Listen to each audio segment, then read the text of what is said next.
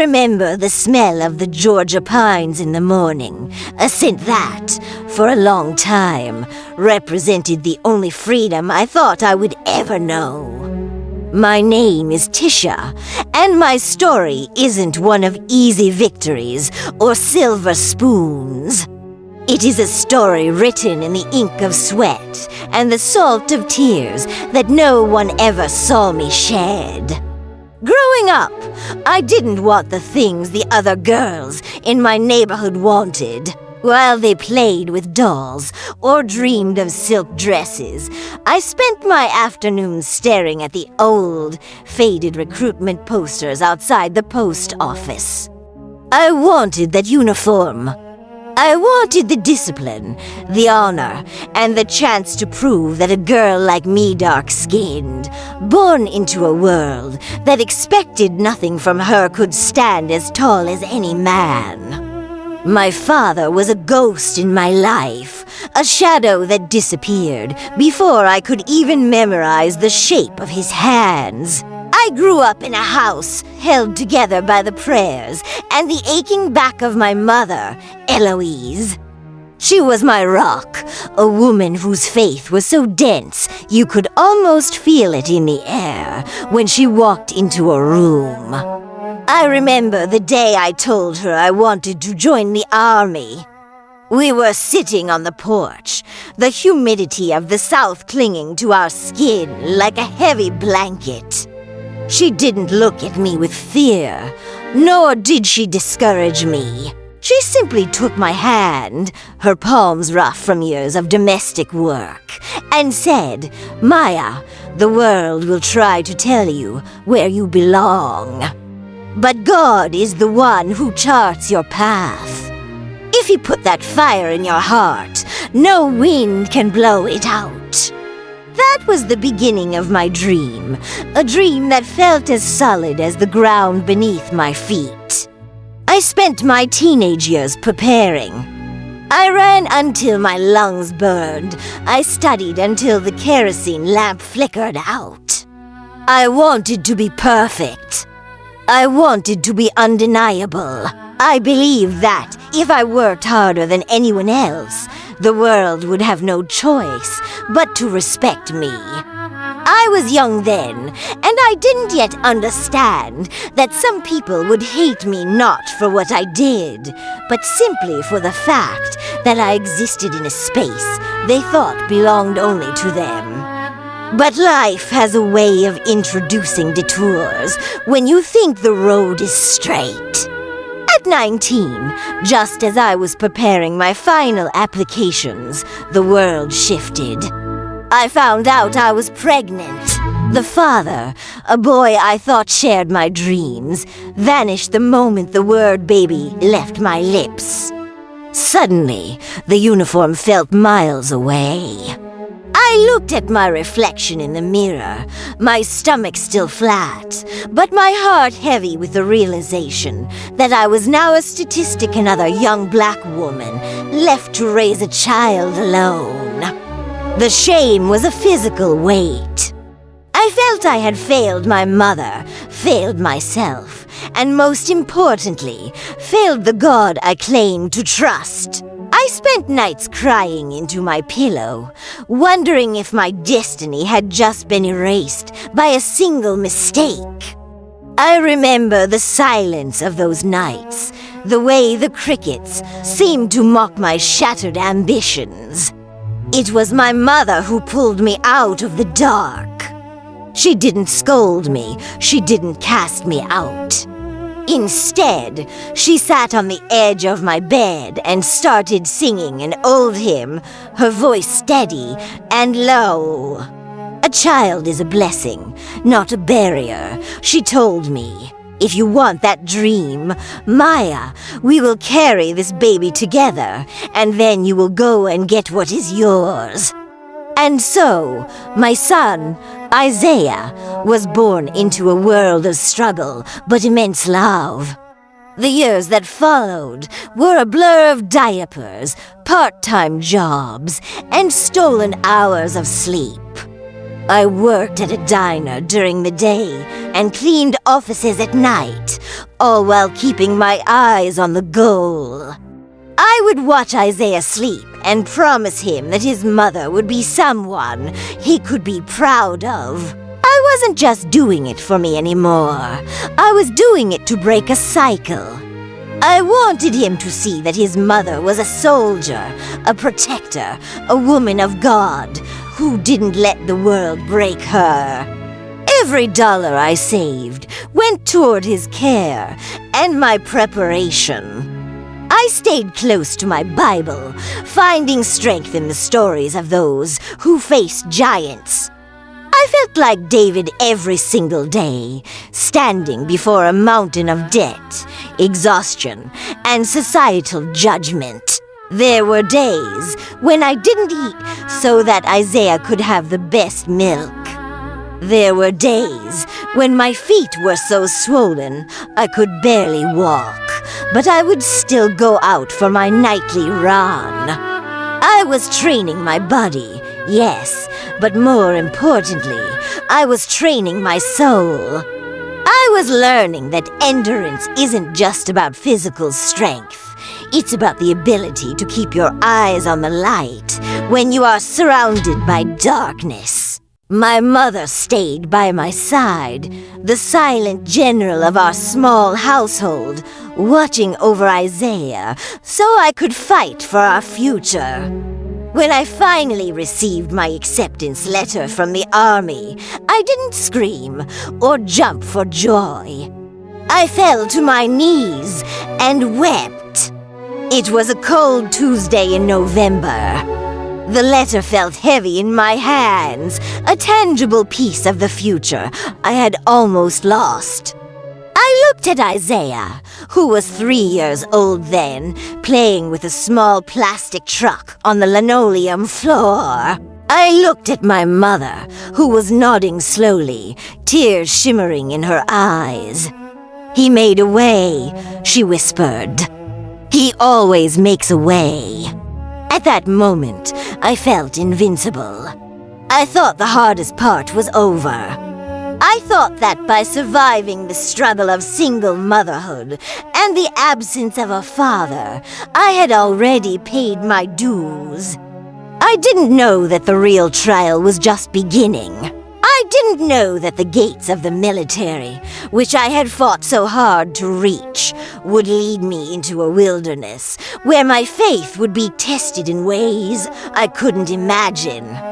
I was ready to serve my country, but I wasn't prepared for a country and a system that wasn't ready to accept me.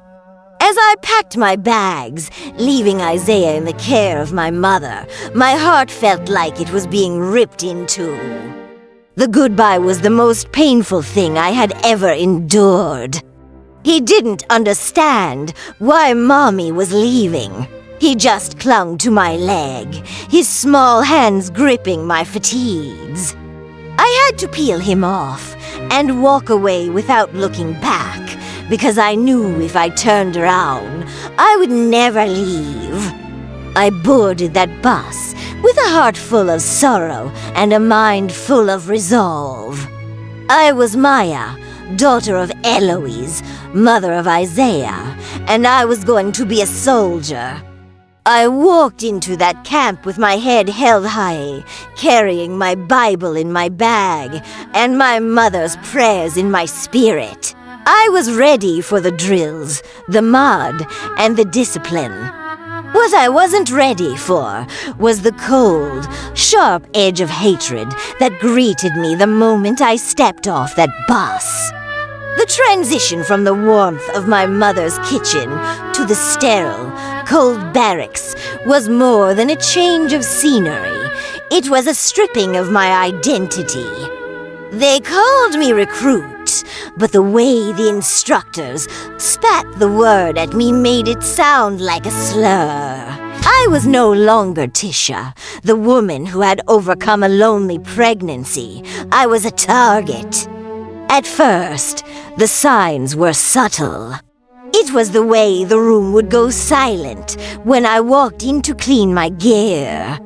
It was the way the sergeant would accidentally skip my name during the first call for equipment, leaving me with the boots that didn't fit or the rifle that jammed. I told myself it was just part of the process, a way to test my resolve. I remembered my mother's voice telling me that gold is refined in the fire, but I didn't realize how much the fire was meant to burn me specifically. My peers, mostly young men who had never had to fight for a meal in their lives, looked at me with a mixture of confusion and disdain.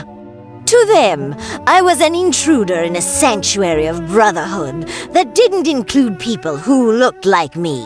I spent my nights huddled in my bunk, the thin wool blanket offering little comfort against the biting chill of the barracks. Every muscle in my body ached, a deep, throbbing reminder of the physical toll of the day. But the physical pain was nothing compared to the emotional isolation.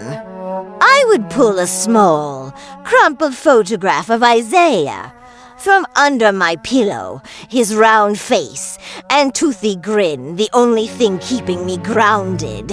I missed the smell of his hair, the way he would press his sticky face against my cheek when he was tired. I felt a distance growing, not just between me and my son, but between the woman I was and the soldier I was forced to become. I started to notice that I was being assigned the most grueling task scrubbing the grease traps, while the others went to the range, or being forced to repeat drills until my knees bled. Long after the others had been dismissed. When I asked why, the response was always a cold, mocking laugh. "Maybe you're just not built for this, Recruit Tisha," they would say.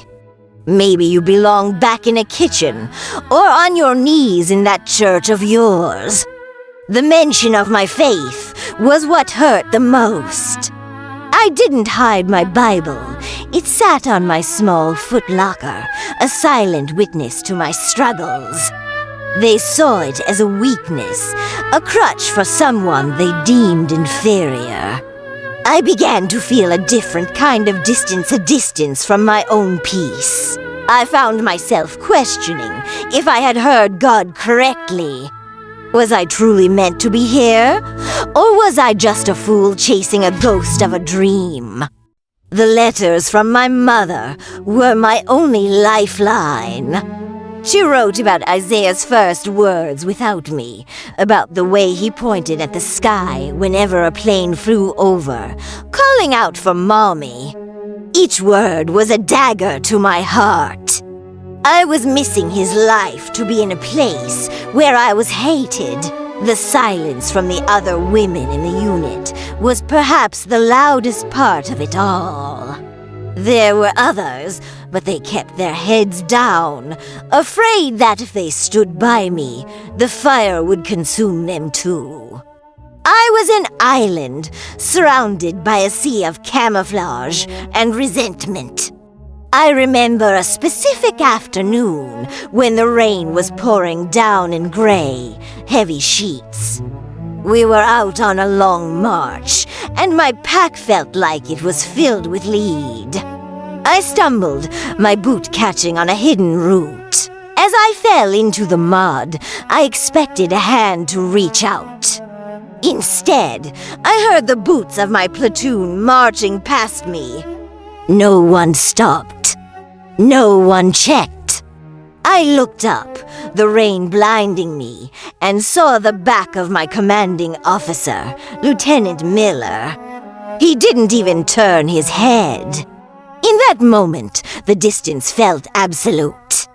I was a ghost in a uniform. I crawled to my feet, my uniform heavy with muck, and I started to pray. Not a loud, boisterous prayer, but a desperate, silent scream from the depths of my soul. Lord, don't let them see me break. If I am to be alone, let me be strong in my loneliness. I finished that march 3 miles behind the rest, my body trembling with exhaustion, but my heart was beginning to harden into something I didn't recognize. The isolation began to change me. I spoke less. I smiled not at all. I became a machine of routine, doing everything perfectly so they would have no reason to punish me. But the more perfect I became, the more they resented me.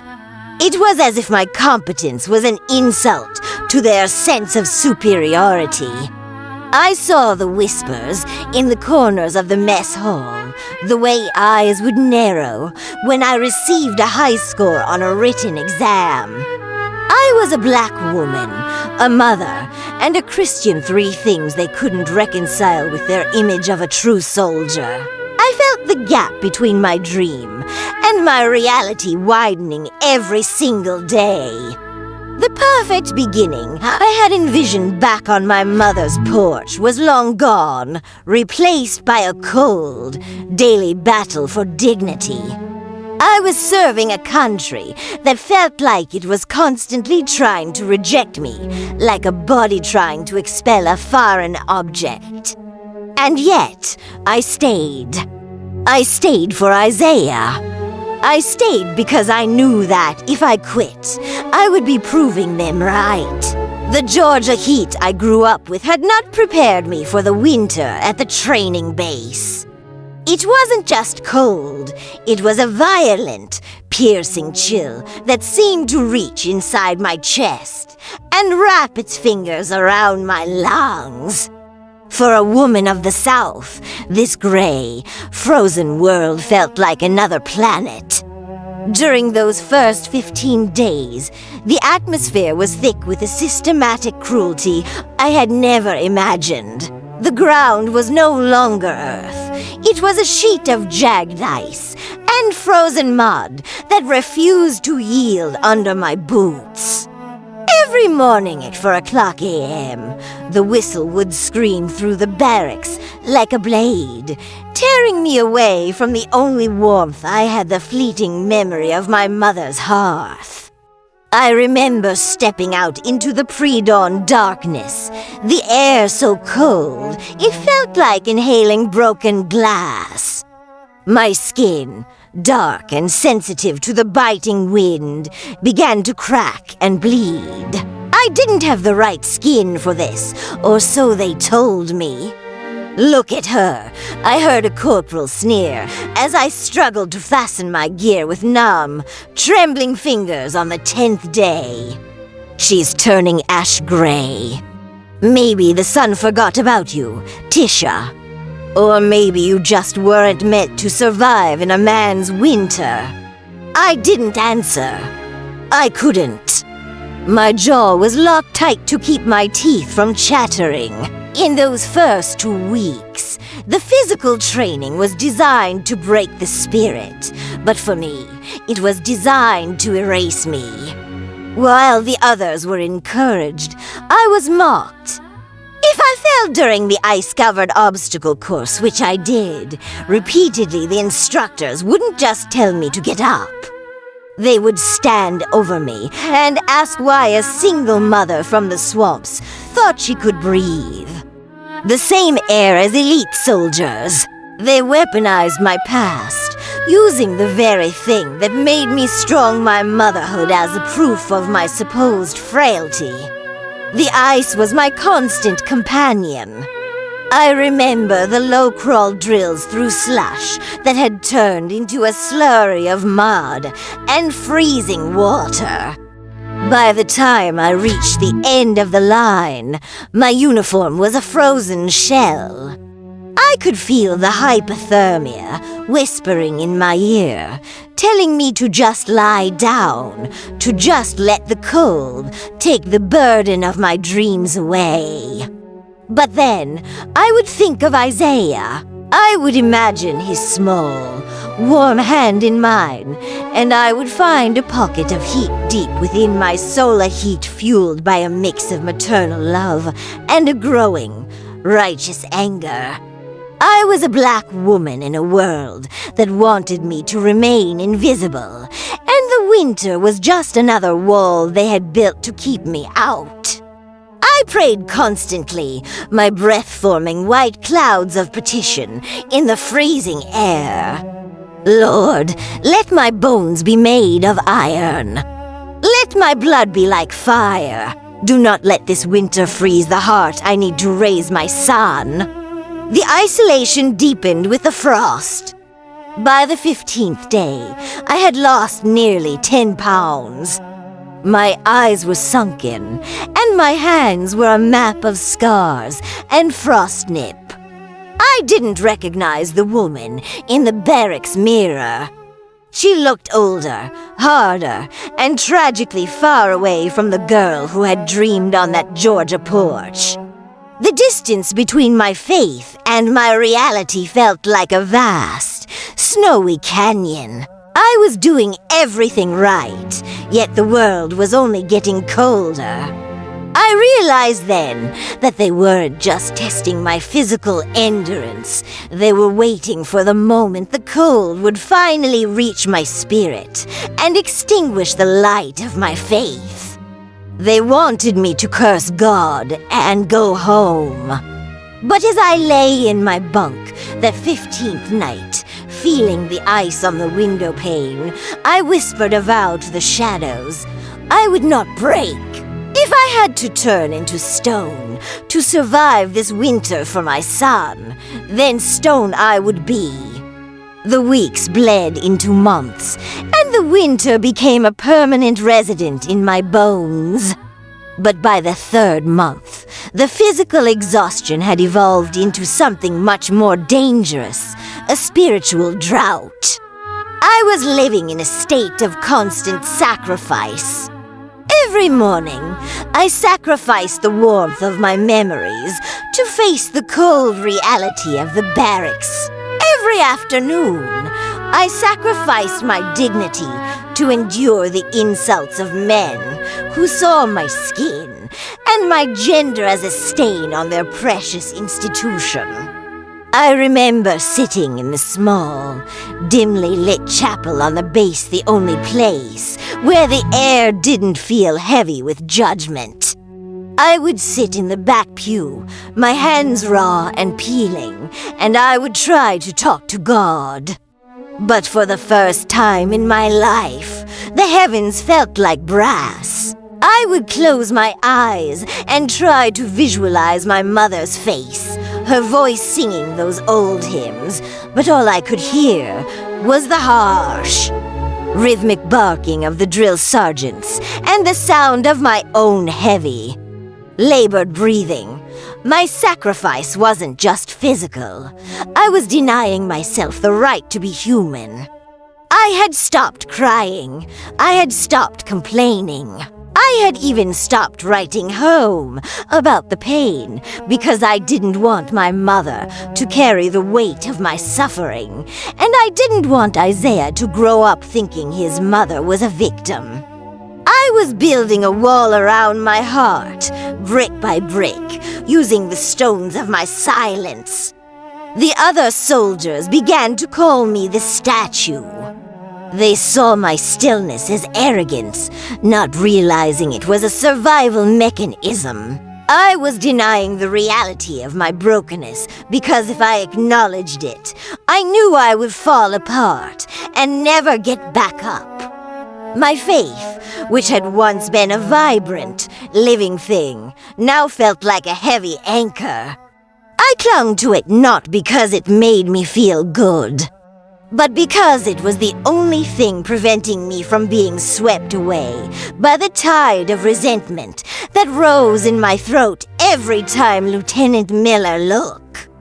D at me with that look of pure, unadulterated disgust. I remember a night in late January when the thermometer dropped to levels that should have been illegal for outdoor training. We were forced to stay in the field for a survival exercise. We were supposed to build shelters out of branches and frozen brush. My fingers were so cold I couldn't feel the wood I was grabbing. I watched as the other soldiers grouped together, sharing warmth, sharing stories. I was left on the edge of the perimeter, alone. I sat there, my back against a frozen oak tree, and I felt a dangerous peace wash over me, the kind of peace that comes right before the body gives up. I started to wonder if my sacrifice was in vain. Was I sacrificing my time with my son for a country that would never love me back?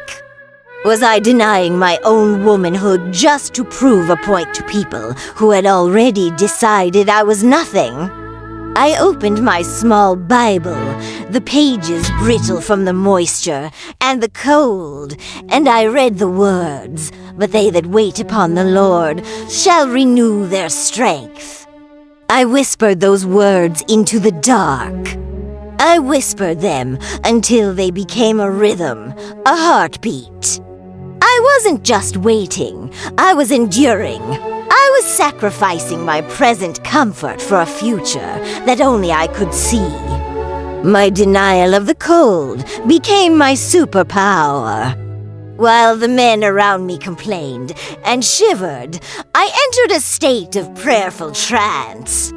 I realized that my faith wasn't a shield against the storm, but the strength to walk through it. I began to see my suffering not as a punishment, but as a preparation.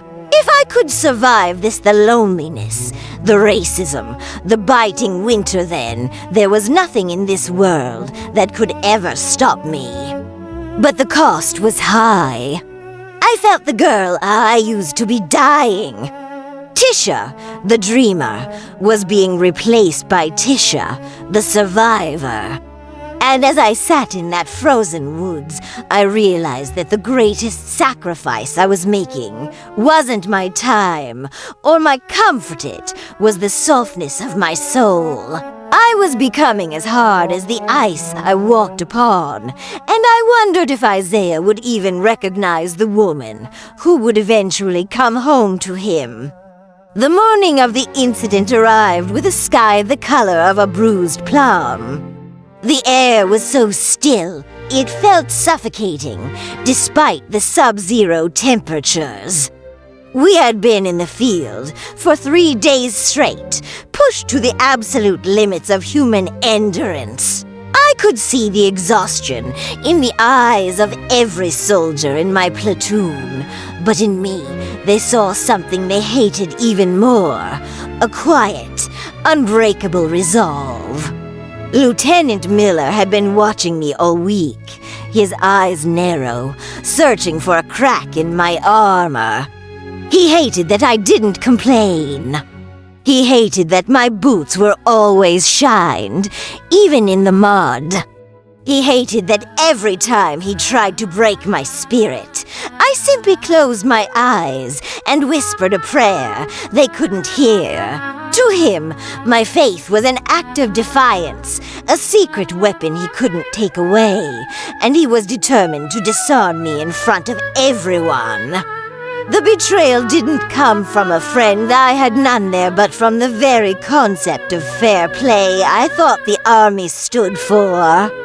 We were gathered in the motor pool, a vast, oil-stained concrete yard surrounded by skeletal trees. Miller called the formation to a halt. His voice was a whip, cracking against the silence. "Recruit Tisha!"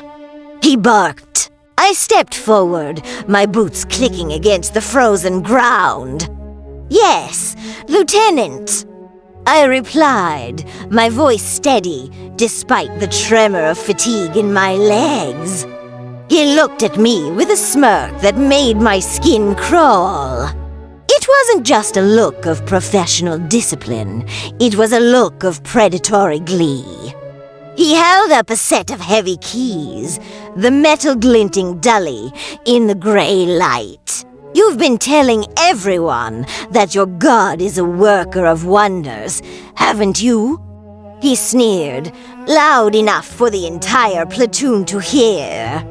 A few soldiers chuckled, others looked away, embarrassed by the blatant cruelty. I felt the heat rise to my face, but I kept my gaze fixed on a point in the distance. I believe in the power of prayer, sir, I answered. He laughed, a dry, hollow sound. Well, let's see if your god knows anything about mechanics. You see that Jeep over there? He pointed to an old, battered Willie's Jeep parked 50 yards away, half covered in a light dusting of snow. The logistics team needs it moved to the front gate immediately. I'm tired of seeing your holy attitude. Since you claim to be so special, I want you to get in that vehicle and park it perfectly at the entrance. Now, the shock hit me like a physical blow. Sir, I began, my voice faltering for the first time. I don't know how to drive. I've never been behind the wheel of a car in my life. And I don't have a license. The laughter from the men was louder now, sharp and jagged. Miller stepped closer, his face inches from mine. I could smell the stale coffee on his breath. Oh, the great Tisha is afraid? I thought your god could do anything.Go on. Get in the Jeep. Ask your god for a driving lesson. Show us that he exists, or admit right here, in front of your brothers in arms, that your faith is nothing but a fairy tale you use to feel better about being what you are. The silence that followed was heavy with the weight of his implication. He wasn't just asking me to drive. He was asking me to renounce the only thing that had kept me alive in the Georgia projects and the frozen barracks of this camp. He was betting on my failure to satisfy his own prejudice. I looked at the Jeep, then at the keys in his hand. My heart was hammering against my ribs like a trapped bird. This was the moment of absolute vulnerability. I was being set up for a public execution of my dignity. If I refused, I would be insubordinate. If I tried and failed, I would be the laughing stock of the base, the crazy religious girl who thought she was better than everyone else. I felt a wave of despair wash over me. I thought of my mother, of the way she had worked herself to the bone so I could be here. I thought of Isaiah, who believed his mommy was a hero. I realized then that this wasn't just about a car. This was about whether or not I would allow their hatred to define the boundaries of my reality. I reached out my hand, my fingers trembling, and took the keys. The metal was ice cold, but as my skin touched it, a strange, electric calm began to spread through my veins. I didn't know how to drive, but I knew how to trust. I walked toward the Jeep, and every step felt like I was walking toward my own Calvary. The wind howled, mocking the thin fabric of my fatigues, but the heat in my chest was growing. I could feel the eyes of the entire platoon on my back, eyes full of pity, eyes full of malice, and eyes waiting for the entertainment of my failure. I climbed into the driver's seat.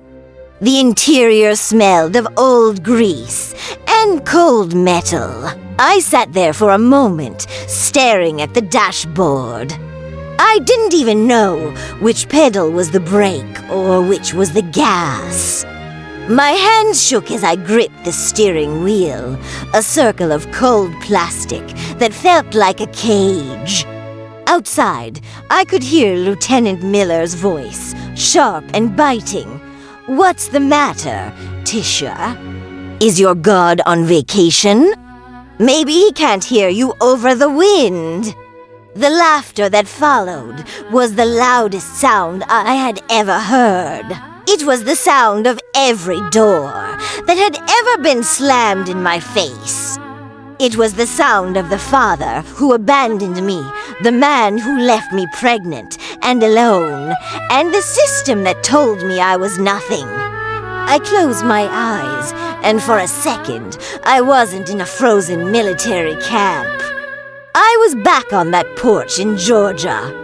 I felt my mother's hand on my shoulder. I heard her whisper, "Maya, if you put that fire in your heart, no wind can blow it out." I realized then that I wasn't Tisha the victim. I was Tisha, the daughter of the Most High. I leaned my forehead against the steering wheel and prayed. It wasn't a prayer for a car to move. It was a prayer of surrender. "Lord," I whispered, "I have nothing left to prove to them. I only want to prove to you that I trust you. If I am to be shamed, let it be for your sake. But if you are who you say you are, move this mountain." I reached for the ignition. My fingers found the key. I didn't look at the pedals. I didn't look at the gear shift. I just looked straight ahead at the front gate, the goal that seemed a lifetime away. I turned the key. In that instant, something shifted in the atmosphere. The air inside the Jeep suddenly turned warm, smelling not of grace, but of the white lilies that grew in my mother's garden. I felt a surge of energy pass from the seat into my spine. I pressed my foot down, and to the absolute horror of everyone watching, the Jeep didn't just cough, it roared. It was a sound like thunder, a deep, rhythmic vibration that shook the very ground beneath the tires. The engine or whatever was making that sound purred with a perfection that no machine on that base could match. Without me even knowing how, my hands moved the gear shift. The vehicle glided forward. It didn't jerk. It didn't stall. It moved with a supernatural grace across the frozen mud and the ice. I felt as if I were being carried by invisible hands. I drove the 50 yards to the front gate, the wind whipping past the open sides of the Jeep, but I felt no cold. I saw the faces of the soldiers as I passed them. Their jaws dropped. Their eyes were wide with a terror that comes only when a human meets the divine. I saw Lieutenant Miller. He had stopped laughing. He was pale, his hands trembling as he gripped his clipboard.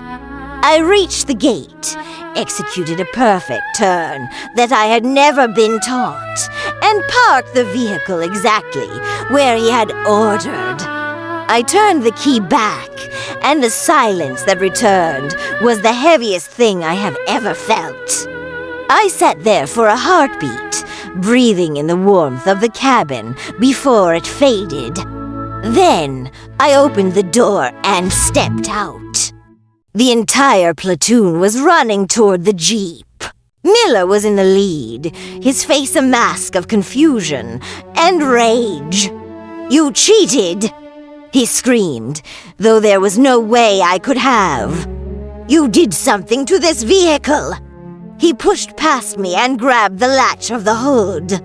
He yanked it open with a violent force, intending to find a hidden device or a modification. But as the hood swung up, he froze. He didn't say a word. He just stood there, his hands still clutching the metal. One by one, the other soldiers gathered around, peeking into the engine bay. A collective gasp rose from the crowd, followed by a silence so deep it felt like the earth had stopped spinning. The Jeep was empty. There was no engine. There were no spark plugs, no battery, no radiator. Just a hollow, rusted cavity of iron. I looked at Miller, and for the first time, the man who had tried to destroy me fell to his knees in the mud, weeping like a child. The silence of the motor pool was broken, not by a command or a shout, but by a sound I never thought I would hear from a man of his rank, the sound of a heart shattering. Lieutenant Miller remained on his knees, his fingers still hooked into the edge of the empty engine bay. His frame, usually so rigid and imposing, began to heave with violent, uncontrollable sobs. He wasn't just crying, he was coming undone. The man who had spent months trying to crush my spirit was now a heap of trembling camouflage in the mud. He looked at the hollow space where the motor should have been, then up at me, his eyes red and streaming with tears that washed tracks through the grime on his face. "I'm sorry. Oh God, I'm so sorry," he choked out, his voice thin and ragged. He didn't care who was watching. He didn't care about the privates and corporals standing in a circle around us. He crawled through the slush toward my boots, his hands reaching out as if to touch something holy. "Tisha, please, forgive me. I was blind. I was so full of hate that I couldn't see the light standing right in front of me." He put his forehead against the frozen ground, a gesture of absolute submission. "I tried to break you because I was terrified of what you had. I have everything, the rank, the power, the respect, and yet I am empty. I saw you with nothing but your faith, and you were stronger than all of us combined." His voice rose into a wail that echoed off the metal sides of the nearby trucks. "I want to know him," he cried out, his face turned toward the gray sky. "I want to know the God who can make a dead machine run. I want to know the God who gave you the strength to look at me with love while I looked at you with daggers. Please, Tisha, don't leave me in this darkness. Tell me how a man like me, a man who has been so cruel, so arrogant, can find the peace that you carry." It was the most profound humiliation I had ever witnessed, but it wasn't shameful. It was a stripping away of the ego to make room for the soul. The other soldiers, seeing their leader broken, not by an enemy, but by the truth, began to weep with him. The yard was no longer a place of military discipline. It was an altar. I stood there, the wind biting at my ears, but I felt a warmth that had nothing to do with the weather. I reached down and placed my hand on his shoulder. It was the first time I had touched him, and I felt him flinch, then lean into the touch as if it were a lifeline. At that moment, the distance between the officer and the recruit, between the white man and the black woman, between the oppressor and the oppressed, simply evaporated. We were just two broken children of God in a cold world. He was always here. "Lieutenant," I whispered, my own tears finally falling. "He was waiting for you to stop fighting him." That day, the engine-less Jeep didn't just move across a yard. It moved a mountain of pride that had stood for generations. The miracle of the engine-less Jeep became a legend whispered in the hallways of the Pentagon and in the dark corners of the barracks. But for me, it was never about the machine. It was about the silence that followed. I finished my training not as an outcast, but as a beacon. The winter finally broke, and the first buds of spring began to push through the thawing Georgia soil just as I received my first leave to go home. I remember the bus ride back, the hum of the tires on the asphalt feeling so different from the roar of that supernatural engine. I looked at my hands. They were calloused, scarred, and darker from the sun, but they were the hands of a woman who knew exactly who she was. I was no longer the girl who dreamt on the porch. I was a soldier who had walked through fire and found that the flames could not consume a heart anchored in heaven. As the bus pulled into my small town, the air felt thick with the scent of jasmine and home. I walked the last mile to my mother's house, my uniform crisp, my duffel bag heavy on my shoulder. When I turned the corner and saw the peeling white paint of the porch, I stopped. There sat my mother, Eloise, her hair a little whiter, her back a little more curved, and beside her was a boy who had grown inches in my absence. Isaiah, he was playing with a small wooden truck in the dirt. I stood there for a long moment, just breathing in the reality of them. I had survived the loneliness. I had survived the hatred. I had survived the winter. I felt a tear slide down my cheek, not of sorrow, but of the purest gratitude. Mommy? Isaiah's voice was small, questioning. He stood up, squinting against the afternoon sun. I dropped my bag and knelt in the dusty road. He didn't run at first. He looked at the uniform, at the strength in my shoulders, and then he looked into my eyes. He saw the same mother who used to sing him to sleep, but he also saw the warrior I had become. Mommy! He screamed, and then he was a blur of limbs and laughter slamming into my chest with a force that nearly knocked me over. I held him so tight I could feel his heartbeat against mine. I buried my face in his neck, breathing in the scent of baby powder and Georgia red clay. In that hug, every night of freezing cold and every insult I had endured felt like a small price to pay for this single moment of belonging. My mother approached slowly, her eyes brimming with a silent, knowing pride. She didn't ask about the training or the miracle. She just looked at my face and saw the peace that surpassed all understanding. She took my hand and whispered, "I told you, Tisha, no wind can blow it out." We sat on the porch that evening, the three of us, as the sun dipped below the horizon in a symphony of orange and purple.